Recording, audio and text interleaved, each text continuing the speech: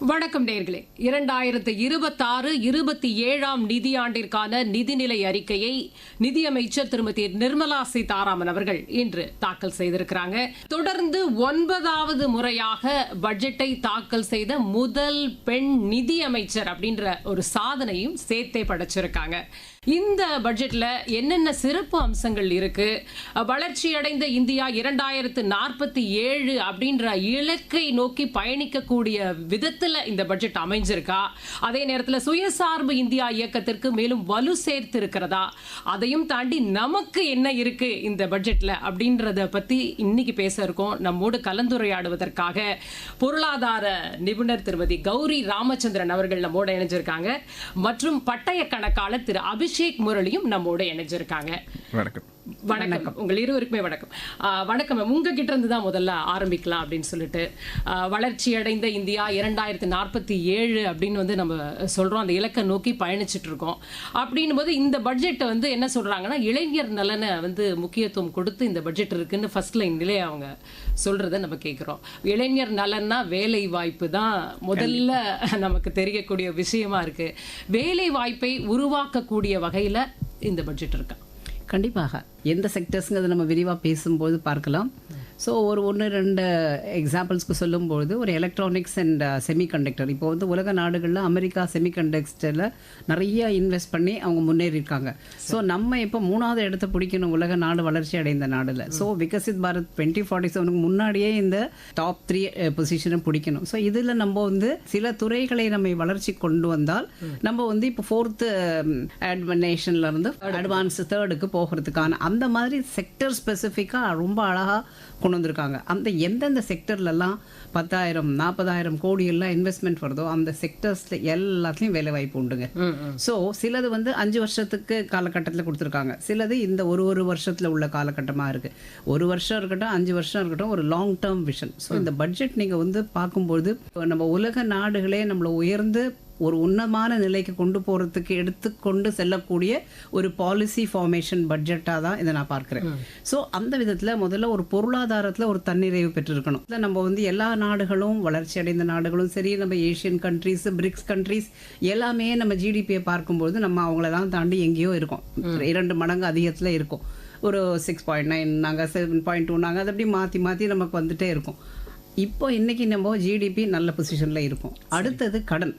Dead to GDP ரேஷியோங்கிறது வந்து 56.5 இருந்தது, 55.1க்கு கொண்டுறாங்க. இந்த நிலைமையில இன்ஃப்ராஸ்ட்ரக்சர் என்று சொல்லக்கூடிய உள்கட்டமைப்புக்கு கிட்டத்தட்ட 2014 2 லட்சம் கோடியாக இருந்தது. இன்னைக்கு 12.85 crores வரைக்கும் 12,20,000 கோடி. 6 மடங்கு அது அதிகமாக இருக்கு. ஸோ போன பட்ஜெட் 11.1ல இருந்து இந்த தரத்துக்கு ஒரு என்ன பர்சன்டேஜ் ஏற்றம் இருந்தாலும் எந்தெந்த துறைகளில் போகிறது, ரயில்வேஸ், ரோட்வேஸ், வாட்டர்வேஸ் எல்லா இந்த மாதிரி உள்ள உள்கட்டமைப்புக்கு மிக அதிகமாக செயல்பட்டு வருகிறது. ஸோ அங்கே எல்லா துறைகளிலையும் இந்த விகசித் பாரத்தை நோக்கித்தான் இந்த வளர்ச்சி எடுத்துட்டு போறாங்க. அங்கே எல்லா இடத்துலையும் வேலை வாய்ப்பு நீங்க கேட்ட கேள்விக்கு கிடைச்சிடுச்சு. இதுல ஸ்டேட் கவர்மெண்ட்டும் இதுல பங்கேற்கணும். சரி. ஸோ அதற்கு வந்து அவங்க என்ன செஞ்சிருக்காங்க, இந்த ஃபைனான்ஸ் கமிஷன் நிதி அக்செப்ட் பண்ணிட்டு அந்த வகையில் 1.4 lakhs crore ஸ்டேட்ஸ்க்கு சென்ட்ரல் கொடுக்கக்கூடிய நிதி கண்டினியூ ஆகும். அதற்கு பிறகு 17.6 lakhs அவங்க லோன் எடுத்து நீங்க என்ன வேணா திட்டம் போடுங்க. எல்லாருமே இப்ப நான் சிறந்தவா, என்னுடைய ஸ்டேட்ல எனக்கு வளம் இருக்காங்க இல்ல, நம்ம ஸ்டேட்ல நம்ம வளம் இருக்கிறத நம்ம உபயோகப்படுத்திக்கிறோம். அதனால நம்மளுடைய சென்ட்ரல் ஸ்டேட் ரிலேஷன்ஷிப்ல உள்ளதே, நீ ஒன் ஸ்டேட்டை நீ நல்லா வளர்க்கறதுக்கு நீ என்னன்னாலும் செஞ்சுக்கோ, உனக்கு நான் கடன் தரேன். அந்த கடன் 17.6 lakhs crores ஒரு ஸ்டேட்டும் 1 trillion 3 trillion இப்படி அவங்க வந்து முன்னேறி இருக்காங்க. அப்படி ஒரு கூட்டு வளர்ச்சியில நம்ம 3rd place போகணும். அதுக்கு அடுத்தது மேல் நோக்கி நம்ம ஒரு உன்னதமான ஸ்டேல சஸ்டெயின் பண்ணணும். ஸோ இந்த பட்ஜெட் வந்து ஒரு sustainable stable policy making budget. சரி, ரொம்ப சுருக்கமாக அழகாக சொல்லியிருக்கீங்க. அபிஷேக் சார், அதாவது வரி விகிதங்களை பொறுத்த வரைக்கும், வரி கட்டமைப்பை பொறுத்த வரைக்கும் நிறைய கோரிக்கைகள், நிறைய சஜஷன்ஸ் வந்து நிதியமைச்சர்கிட்ட கொடுத்துருப்பாங்க. உங்கள் எதிர்பார்ப்பு இந்த பட்ஜெட்டில் பூர்த்தி அடைஞ்சிருக்கா? இந்த மாற்றம் கொண்டு வந்திருக்காங்க, இது ரொம்ப பெட்டராக ஒர்க் ஆகும் அப்படின்னு நீங்கள் என்ன விஷயங்களை நினைக்கிறீங்க? இப்போ வருமான வரி சம்மந்தப்பட்ட சேஞ்சஸ் என்னன்னு பார்த்தீங்கன்னா, ஃபர்ஸ்ட் மேஜர் டிஸ்கஷன் வந்து 2025 பட்ஜெட்ல எடுத்துட்டு வந்த சேஞ்சஸ்.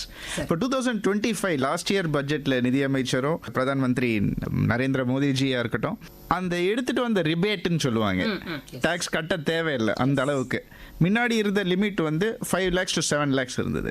அந்த 7 lakhs 8 lakhs பண்ணுவாங்கன்னு எதிர்பார்த்தோம். 12 lakhs வரைக்கும் பண்ணியிருக்காங்க. இன்னைக்கு ஒரு ஹவுஸ் ஹோல்டில் ஹஸ்பண்ட் ஒய்ஃப் இருந்தாங்கன்னா 12 lakhs plus 12 lakhs 24 lakhs வரைக்கும் டாக்ஸ் ஃப்ரீ இன்கம் ஏர்ன் பண்ணலாம். ஸோ இந்த அளவுக்கு பெனிஃபிட் கொடுக்கறதே கண்டிப்பாக இந்த வருஷமும் டாக்ஸ் ரேட் ஏறும், ஏதாவது ஸ்லாப் ரேட்டில் பெனிஃபிட் வரும்னு எதிர்பார்த்தா அது கொஞ்சம் கிரீடி.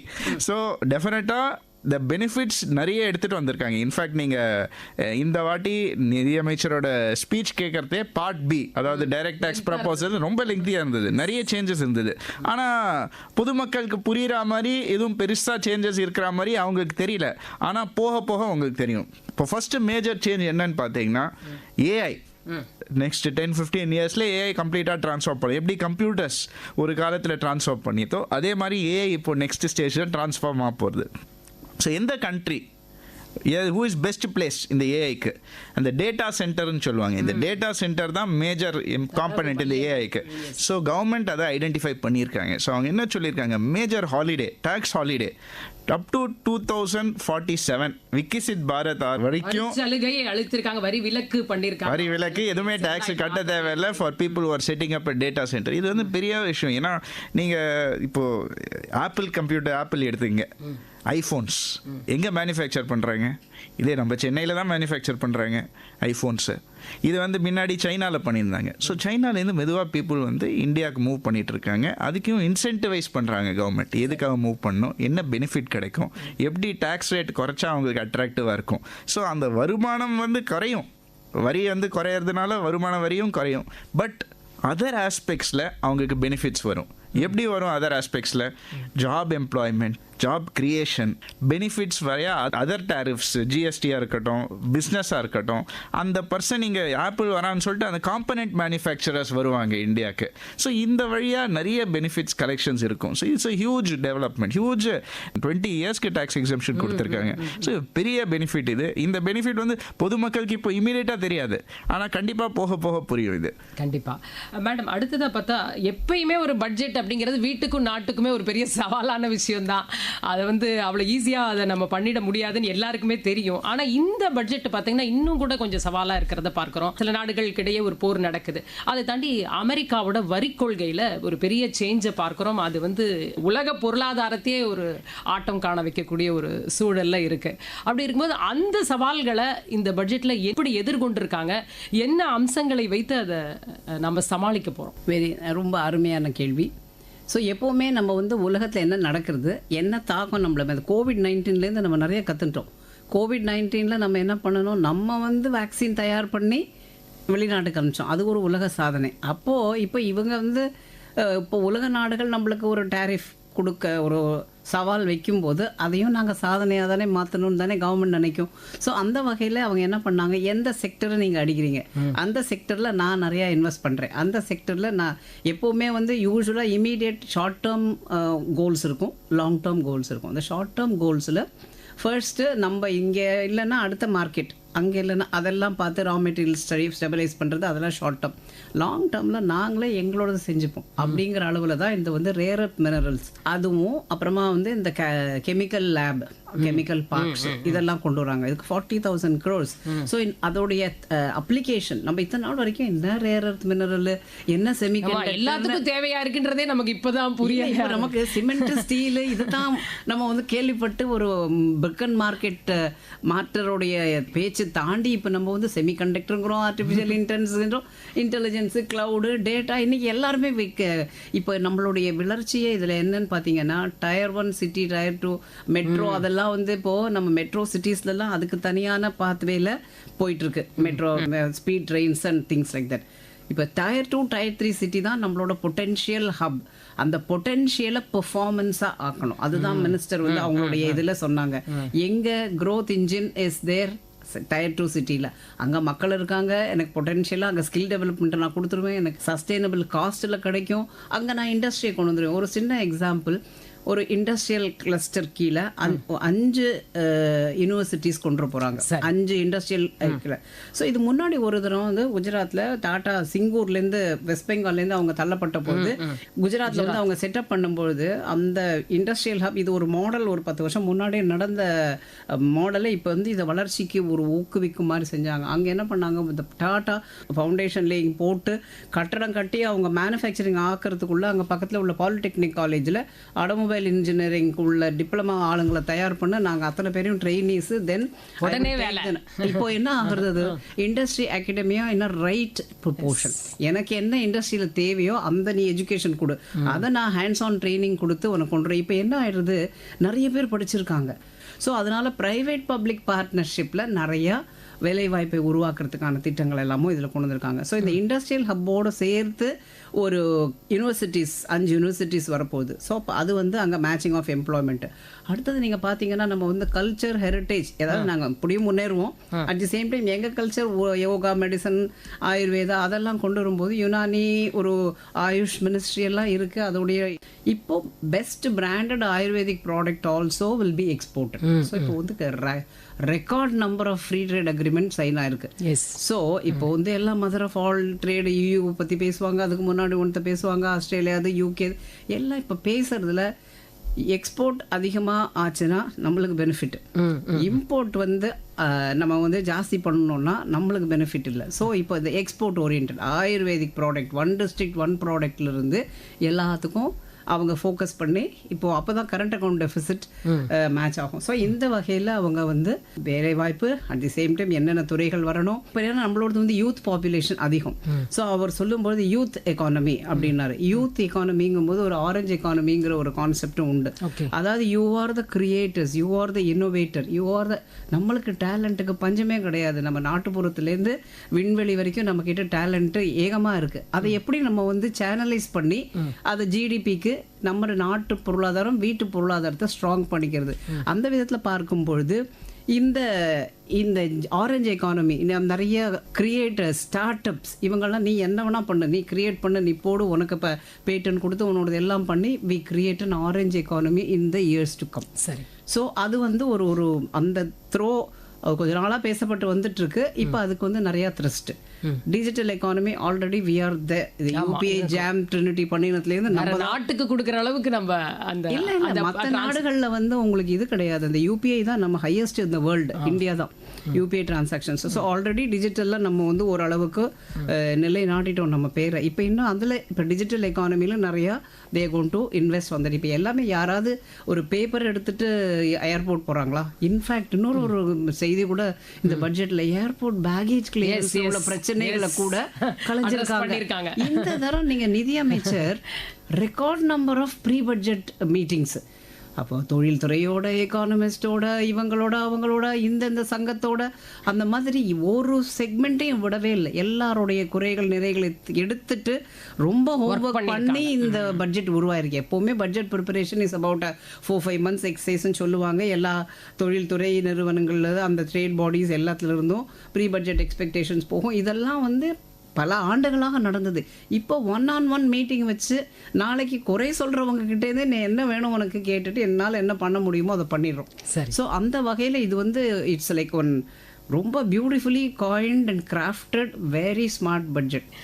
அபிஷேக் சார், டிசிஎஸ் அப்படின்ற அதை எளிமைப்படுத்தியிருக்கோம், அதுக்கு வந்து என்ன பண்ணியிருக்காங்க அப்படின்னு கொஞ்சம் சாமானியர்களுக்கு புரிகிற மாதிரி சொன்னீங்க. இப்போ ஃபர்ஸ்ட் டிசிஎஸ்னா என்ன அர்த்தம், எதுக்காக இன்ட்ரடியூஸ் பண்ணாங்க? டிசிஎஸ்னா அந்த டிரான்சாக்ஷன் நடக்கிற டைமில் அந்த யார் டிரான்சாக்ட் பண்ணுறாங்களோ அந்த டிரான்சாக்ஷனில் ஒரு பர்சன்டேஜ் வந்து பிடிச்சிட்டு அந்த டைம்லேயே கவர்மெண்ட்டுக்கு ரெமிட் பண்ணிட்டு பேலன்ஸ் தான் பேமெண்ட் பண்ணும். ஃபார் எக்ஸாம்பிள் நீங்கள் கார் வாங்க போகிறீங்க, காரோட விலை 20 lakhs, 20 lakhsல 10% பிடிக்கணும்னு சொல்கிறாங்க. அதுக்கு மீனிங் என்ன அர்த்தம்?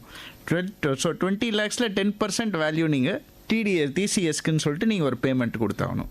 அந்த அமௌண்ட் வந்து யார் விற்கிறாங்களோ உங்கள் கார் உங்களுக்கு, அந்த ரீட்டைலர் அவரோட டியூட்டி வந்து கவர்மெண்ட்டுக்கு போய் கட்ட வேண்டியது. இது எதுக்காக எடுத்துகிட்டு வராங்கன்னா, பீப்புள் டிஸ்க்ளோஸ் பண்ணாமல் கார் வாங்கிட்டு இருக்காங்க. ஒருத்தர் வந்து ரிட்டர்ன்ஸே ஃபைல் பண்ணுறது இல்லை, இல்லைனா ரிட்டர்ன்ஸில் வந்து எனக்கு 3 lakhs தான் இன்கம் இருக்குன்றாங்க. ஆனால் வாங்குற கார் பார்த்தீங்கன்னா ரோல்ஸ் ராய்ஸ் இருக்கும், மெர்சிடிஸ் பென்ஸ் 7 சீரிஸ் அந்த மாதிரி இருக்கும். ஸோ எப்படி இவ்வளோதான் 3 lakhs இன்கம் இருக்கிறதே எப்படிங்க நீங்கள் 10 கோடி காரை நீங்கள் எப்படி வாங்குறீங்க? அந்த கேள்வி வந்து ட்ராக் பண்ணது வெரி டிஃபிகல்ட்டாக இருந்தது. ஸோ அதனால எடுத்துகிட்டு வந்து TDS and TCS provisions. So இது லாஜிக்கலாக வந்து என்னன்னா லோவர் ரேட். ஏன் லோவர் ரேட்டு? நான் டேக்ஸ் கலெக்ட் பண்ணல, நீ டிரான்சாக்ஷன் பண்ணியிருக்கியா இல்லையான்னு தெரிஞ்சுக்கிறதுக்காக நான் பண்ணுறேன். சரி, இந்த மாதிரி ஸ்டூடெண்ட் இருக்கிறது foreign remittances, people who are sending money abroad, சில்ட்ரனாக இருக்கட்டும், ஃபேமிலியாக இருக்கட்டும், ஃப்ரெண்ட்ஸாக இருக்கட்டும், பிஸ்னஸாக இருக்கட்டும், என்னவாக இருந்தாலும் சரி ஃபாரினுக்கு நான் ரெமிட் பண்ணுறேன். இந்த வந்து ஒரு பெரிய வாட் யூ சே நிறைய இஷ்யூஸ் நடந்தது இந்த ஏரியாவில். ஸோ கவர்மெண்ட் இதை ட்ராக் பண்ணுறதுக்காக 20% டிசிஎஸ் போட்டாங்க. அதாவது 20% இஃப் யூ ரெமிட் அப்ராட். இல்லை எனக்கு மெடிக்கல் எமர்ஜென்சிங்க, இல்லை என்னோட பசங்க ஸ்கூலில் படிக்கிறாங்க, காலேஜ் போகிறாங்க, ஸோ அதுக்காக ரெடியூஸ்டு ரேட் 5% கொடுத்தாங்க. நிறைய பேர் இதுக்கும் அப்ஜெக்ட் பண்ணாங்க, என்னங்க 5% அதிகம், 20% அதிகம், இது வெரி வெரி ஹை. ஸோ இந்த பட்ஜெட்டில் 20% இருக்கட்டும், 5% இருக்கட்டும், எல்லாத்தையுமே ரேஷனலைஸ் பண்ணி சிம்பிளி 2% பண்ணிட்டாங்க. Very very low rate, very affordable, யாரும் இதை டிஸ்பியூட் பண்ண முடியாது. ட்ராக்கிங்கும் இருக்குது, பெனிஃபிட்டும் இருக்குது. So it's huge relief for many people who R transacting abroad. இது தவிர டிடிஎஸ்ல ஒரு மேஜர் சேஞ்ச் இருக்குங்க. இப்போது ப்ராப்பர்ட்டி வாங்குறதே ஒரு ரெசிடென்ட், அதாவது இந்திய மக்கள் இந்தியாவிலே குடியிருக்காங்க, அவங்க ஒரு ப்ராப்பர்ட்டி விற்கிறாங்கன்னா டிடிஎஸ் வந்து 1% பிடிக்கணும் ப்ராப்பர்ட்டி விற்கிறது. இதே நான் ரெசிடெண்ட்டாக இருந்தால் அந்த டிடிஎஸ் வந்து 12.5% ப்ளஸ் சர்சார்ஜ் பிடிக்கணும் டிடிஎஸ். அது மாத்திரம் இல்லை, அந்த நான் ரெசிடென்ட்க்கு வந்து யார் அந்த ப்ராப்பர்ட்டி பர்ச்சேஸ் பண்ணுறாங்களோ அவங்க ஒரு டேன் நம்பர் தனியாக ரெஜிஸ்டர் பண்ணணும். டேன் நார்மலாக யார் இருக்கும்? பிஸ்னஸஸ்க்கு இருக்கும் TAN number. Individuals, salaried persons, normal business பண்ணுறாங்க, ப்ரொஃபஷனலாக இருக்காங்க, அவங்களுக்குலாம் வந்து பேனு தான் இருக்கும், டேனே கிடையாது. ஆனால் இந்த ப்ரொவிஷனோட கம்ப்ளை பண்ணுறதுக்காக அவங்க ஒரு டேன் ரெஜிஸ்டர் பண்ணி ப்ராப்பர்ட்டி வாங்கினப்புறம் ஒரு அமௌண்ட்டு பிடிச்சி 12.5% பிடிப்பாங்க அந்த வேல்யூவில். அந்த விற்கிறாரு அவர் பேரில் தான் இவர் கிரெடிட் பண்ணும். வாங்குகிற பர்சன் வந்து விற்கிற பர்சன் நேமில் அந்த ரூபா கொடுக்கணும். ஸோ கொடுக்கறதே அந்த 12.5% கழிச்சுட்டு தான் கொடுப்பாங்க பேலன்ஸு. ஸோ அந்த 12.5% பையர் வந்து கரெக்டாக செல்லர் பேனில் போயிட்டு டெபாசிட் பண்ணணும். அது எப்போ பண்ணணும்? நெக்ஸ்ட் மந்த் பண்ணணும். அது உங்களுக்கு எப்போ தெரியும்? குவார்ட்டர்லி ரிட்டர்ன்ஸ் ஃபைல் பண்ணுறதே தெரியும். இப்போ ஸ்டார்ட் ஆஃப் த குவார்ட்டரில் நான் ப்ராப்பர்ட்டி வாங்குறேன், நீங்கள் 4 மாதம் வெயிட் பண்ணணும். என் பேனில் போட்டிங்கன்னா அது ரொம்ப கஷ்டமான, ரொம்ப கஷ்டம். அவர் பிஸியாக இருப்பார், ஒரு 15-20 days ஒரு நம்பிக்கையில் வந்து அவன் டிரான்சாக்ஷன் பண்ணுறாங்க. நீங்கள் 4 months அப்புறம் போடலன்னு வச்சிங்க, அவங்க ரிட்டர்ன் பார்க்குறாங்க, என்னங்க வரவே இல்லை, நான் நெக்ஸ்ட் குவார்ட்டர் பண்ணிடுறேன் சார், நெக்ஸ்ட் குவார்ட்டர் வந்து சார் நான் கொஞ்சம் பிஸியாக இருக்கேன், அடுத்த குவார்ட்டர் கான்டாக்ட் பண்ணுங்க. ஸோ இந்த மாதிரி போயிட்டே இருக்கும். How they track it, it's very difficult to do it. So அதனால இப்போ என்ன பண்ணிட்டாங்க, டேனே வேணாங்க, ஒரேடியாக பேனா பண்ணிடலாம். எப்படி ஒரு லோக்கல் ரெசிடென்ட் வாங்குற மாதிரியே விற்கிற மாதிரியே அதே மாதிரி let us do for non resident. அது மீனிங் என்னன்னா இம்மீடியட்டாக டிரான்சாக்ஷன் ஆகிடும். ஸோ விற்கிறதுக்கு முன்னாடியே அந்த சர்டிஃபிகேட் வந்துடும், ப்ரூஃபும் இருக்கும், கம்ஃபர்டபுளாக நீங்கள் டிரான்சாக்ஷன். நடைமுறையில் பல விஷயங்களை எளிமையாக்கியிருக்காங்க அப்படின்னு புரிஞ்சுக்க முடிகிறது. கௌரி மேம், அதே நேரத்தில் வேளாண்மைக்கும் சரி, மகளிருக்கும் சரி, அதே மாதிரி நிதி பற்றாக்குறை 4.3% அப்படின்ற ஒரு இதுக்குள்ள இருக்கும் அப்படின்னு சொல்லியிருக்காங்க. 2026-27 முடியுது. இந்த வருஷம் வந்து 4.4 இருக்கு, அதுக்கு முந்தைய நிதியாண்டில் 4.3 வரும் அப்படின்னு சொல்லியிருக்காங்க. ஸோ இதெல்லாம் சாத்தியமா அப்படின்றதையும் சேர்த்து சொல்லிடுங்க. இதே கேள்வியை ஒரு பிரஸ்காரங்க நிதி அமைச்சரே இன்னைக்கு ப்ரெஸ் மீட்டில் கேட்டாங்க. நீங்கள் வந்து ஃபிஸ்கல் டெபிசிட் 4.4லேருந்து 4.3 கிராஜுவலாக குறைச்சிருக்கீங்களே, ரொம்ப ஒரு ரியலிஸ்டிக் நடக்கக்கூடியதை சொல்லுமே ஒழிய நடக்காத நான் இப்போயே கொண்டு வந்துடுறேன்னு சொல்ல முடியாது. நான் என்ன 2021 ப்ராமிஸ் பண்ணணும் அதை நான் இந்த 5 வருஷத்தில் கொண்டு வரேன்னு கொண்டு வந்துட்டேன்.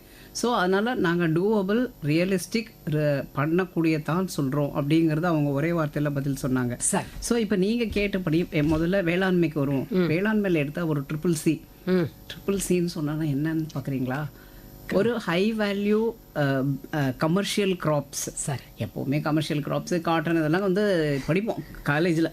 அதுக்கப்புறம் அதை பற்றின திங்கிங் இருக்காது. இந்த தரம் வந்து ட்ரிபிள் சின்னு நான் சொல்லும்போது கோகோனட், நடுவில் கோகோனட் கொஞ்சம் ப்ராப்ளம் வந்துச்சு.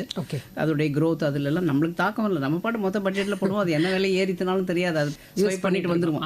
ஸோ இந்த கோகோனட் ஒரு 30 மில்லியனுக்கு மேலே அந்த கோகோனட் சாகுபடி நடந்து அதை எப்படி எக்ஸ்போர்ட் பண்ணக்கூடிய அளவில் குவாலிட்டியை கொண்டு வரணும். இப்போ இது எல்லாமே ஹை வேல்யூ கிராப்ஸ். இது எதுக்காகனா பிராண்ட் இந்தியாவை கொண்டு வரதுக்கு. ஓகே. ஸோ சாக்லேட் இல்லாத நாடே கிடையாது. நம்ம இந்தியன் ஸ்வீட்ஸ், மற்ற எல்லா இடத்துலையும் சாக்லேட் பேஸ்டு ஸ்வீட்ஸ் தான். ஸோ கொக்கோ வந்து நம்ம நிறையா விளைவிக்கிறோம். அதுக்கு வந்து ஹார்டிகல்ச்சர் டிபார்ட்மெண்ட்டு விவசாயிகளுக்கு என்னெல்லாம் செய்யணும்னு சொல்லி கொடுத்து எல்லாம் நடக்கிறது, ரொம்ப வருஷமாக போயிட்டுருக்கு. ஆனால் அதை நம்ம இன்னும் மேட் இன் இந்தியா பிராண்டை இன்னும் கொஞ்சம் நல்லா கொண்டு வரணும் இந்த கொக்கோ ப்ராடக்ட்டில். அப்போ தான் நம்ம உலக நாடுகளை வீழ்த்தி நம்ம அந்த செக்மெண்ட்டில் உள்ள நுழைய முடியும். ஸோ கொக்கோ, கோகோனட் அண்ட் கேஷ்யூநட்டை இந்த மூணுத்தையும் நம்ம வந்து கொண்டு போகிறோம். அதை தவிர சாண்டில்வுட் இப்போ நாங்கள் வந்து எக்ஸ்போர்ட் பண்ணுறதுக்கு ஏற்ற மாதிரி ப்ராடக்ட்டையும் ரெடி பண்ணி கொண்டு போகிறோம். ஸோ இதெல்லாம் வந்து ஹை வேல்யூ எக்ஸ்போர்ட் ஓரியன்டாக கொண்டுறாங்க. ஸோ விவசாயிகள் அதெல்லாத்துலேயும் கவனம் செலுத்தி பண்ணலாம்.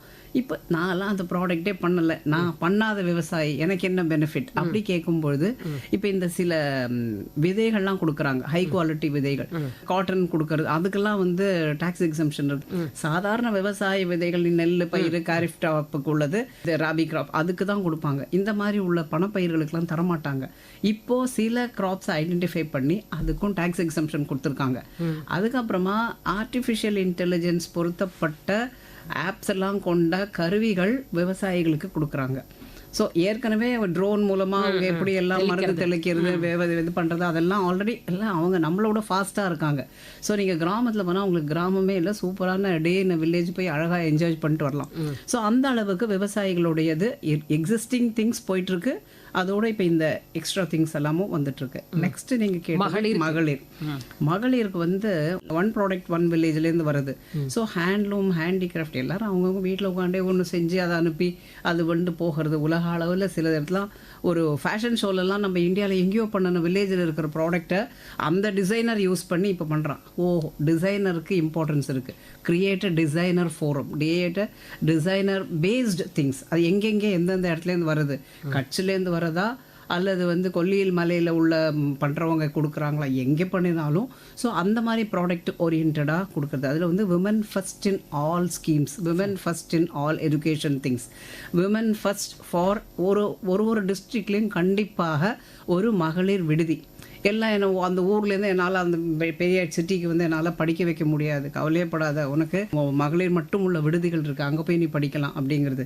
ஸோ எஜுகேஷன் மகளிர் சுய உதவி குழுக்களோட விற்பனை மையங்கள் தொடங்க ஸ்ரீமார்ட்.